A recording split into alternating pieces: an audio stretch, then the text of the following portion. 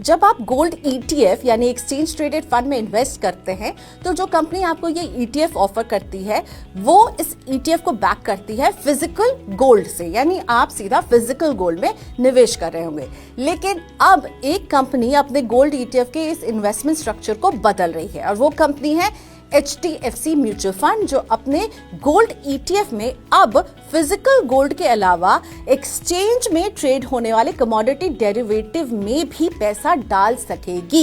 ये day to day strategy नहीं होने वाली है, केवल रेयर सर्कमस्टांसेस, यानी अगर मार्केट में किसी तरह से फिजिकल गोल्ड की कमी आती है, एक टेम्पररी फेज आता है, तब ETCD यानी कमोडिटी डेरिवेटिव में आपका पैसा ये ETF डाल पाएगी।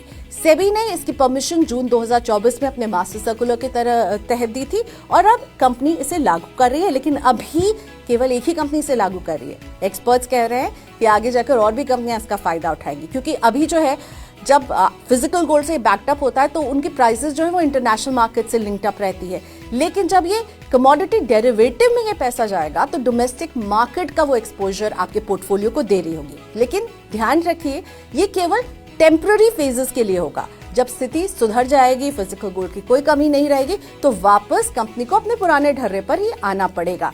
तो जो टेम्पररी फेजेस हैं वहां पर वो कमोडिटी डेरिवेटिव का एक्सपोजर ले रहे होंगे।